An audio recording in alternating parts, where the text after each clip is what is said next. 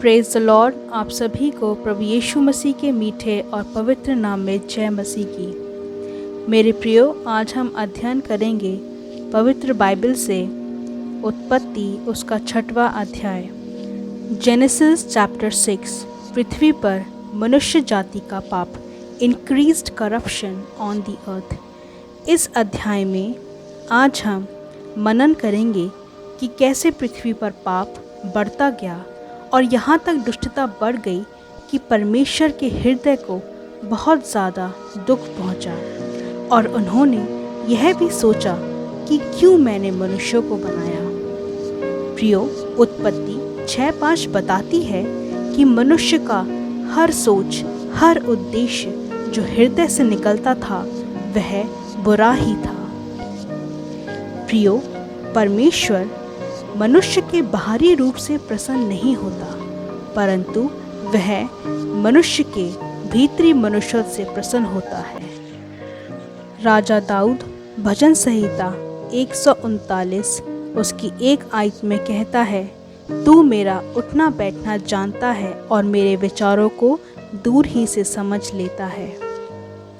नीति वचन उसका 15:26 में लिखा है कि बुरी कल्पनाएं यहोवा को घिनौनी लगती हैं, परंतु शुद्ध जन के वचन मन भावने हैं। इसी प्रकार नीति वचन 6:18 में लिखा है, अनर्थ कल्पना गढ़ने वाला मन, बुराई करने को वेग दौड़ने वाले पाँव। यह 6 वस्तुओं में से एक वस्तु है जो यहोवा को घृणित लगती है। तो दोस्तों, उत्पत्ति 6 अध्याय में जो घटना बताई गई है वह बिल्कुल परमेश्वर के विरुद्ध थी और वह अत्यंत पापमय थी, जिसके परिणाम स्वरूप परमेश्वर ने पूरी पृथ्वी को नाश करने का सोचा। आइए हम देखेंगे कि ऐसे कौन से पाप थे जिससे परमेश्वर ने पृथ्वी को जल प्रलय के द्वारा नाश करने को सोचा। सबसे पहला है lust of the eyes and body, आँखों और शरीर के द्वारा लालसाएं। ये 2 चीज़ें हैं जो एक मनुष्य को पाप में आसानी से गिराती हैं। दूसरा, डिज़ायर्स ऑफ द फ्लैश, शरीर की अभिलाषाएं। शरीर जब आत्मा में हावी होता है तो पाप को जन्म देता है। फिर हम देखेंगे ईविल एंड बैड थॉट्स, बुरे और गंदे विचार। मनुष्य केवल शारीरिक रूप से ही नहीं परंतु अपने विचारों के द्वारा भी बहुत से पाप करता है जो परमेश्वर को बिल्कुल पसंद नहीं है। चौथा है इंक्रीज्ड वायलेंस, पृथ्वी पर हिंसा का बढ़ना। मेरे प्रियो, हिंसा सिर्फ शारीरिक हिंसा का ही मतलब नहीं, लेकिन मानसिक उत्पीड़न और नाना प्रकार की हिंसाएं हैं जो पाप को जन्म देती हैं। 5वां है इंक्रीज्ड करप्शन, पृथ्वी में भ्रष्टाचारी का बढ़ना। दोस्तों, भ्रष्टाचारी भी परमेश्वर की आंखों में बहुत ही गंदा पाप है। तो मेरे भाइयों और बहनों, आज जो हमने यह पाप देखे, यही पाप थे जो उस टाइम लोगों के अंदर थे, जिसके कारण परमेश्वर ने उस टाइम पृथ्वी को नष्ट करने के लिए सोचा। दोस्तों, अब हम देखेंगे उत्पत्ति उसका 6वां 9 अध्याय से कि परमेश्वर ने एक इंसान के ऊपर अपनी अनुग्रह की दृष्टि लगाई और वो था नूह। नूह को परमेश्वर ने क्यों बचाया? आइए अब हम इसके ऊपर अध्ययन करेंगे। नोहा वॉज अ राइचियस मैन। नूह एक धर्मी व्यक्ति था, जिसके कारण परमेश्वर की अनुग्रह की दृष्टि उसके ऊपर हुई।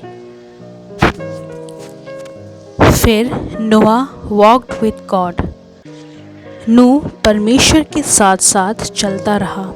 बाइबल हमें बताती है कि उन दिनों में कि नूह अपने समय में खरा था और नूह परमेश्वर ही के साथ साथ चलता रहा, जिसके कारण परमेश्वर की अनुग्रह उसके ऊपर रहा। फिर हम देखेंगे क्योंकि नोआ वॉज ओबीडियंट टू गॉड। नूह परमेश्वर का आज्ञाकारी बना रहा।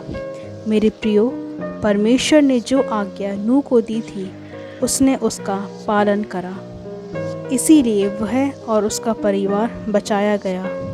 आखिरी हम देखेंगे, Noah was patient in his work and Lord's timing. नूह बहुत ही धीरज के साथ अपने काम को शुरू करा और धीरज धरते धरते अपने सारे काम को निपटाया और परमेश्वर के समय का इंतज़ार करा। तो मेरे भाइयों और बहनों, आज हम एक ऐसे समय में पहुंच गए हैं जब पृथ्वी परमेश्वर के सामने घृणित हो गई है और नाना प्रकार के पापों से भर गई है, जैसे चोरी, हत्या, हिंसा, झूठ, व्यभिचार और नाना प्रकार के अन्य काम।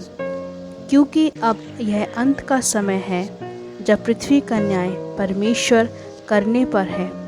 क्योंकि रोमियो उसका 8:22 में लिखा है कि सारी सृष्टि अब तक मिलकर करहाती और पीड़ाओं में तड़पती है। तो हमें आज कैसे मनुष्य बनना है? परमेश्वर ने हमें चुनाव दिया है। क्या हम नूह के समान आज्ञाकारी बनेंगे या अनाज्ञाकारी और अधर्मी? मेरे प्रियो, यहोशू उसका 24वां अध्याय 15वीं आयत कहती है, और यदि यहोवा की सेवा करनी तुम्हें बुरी लगे तो आज चुन लो कि तुम किसकी सेवा करोगे, चाहे उन देवताओं की जिनकी सेवा तुम्हारे पुरखा महानद के उस पार करते थे, और चाहे एमोरियों के देवताओं की सेवा करो जिनकी देश में तुम रहते हो। परंतु मैं तो अपने घराने समेत यहोवा की सेवा नित्य करूँगा। तो दोस्तों, आज चुनाव हमारे हाथ में है, इसलिए हमें परमेश्वर ही को चुन लेना है ताकि हम जीवन पाएं और बहुतायत से पाएं। परमेश्वर आपको आशीष दे। May God bless you all.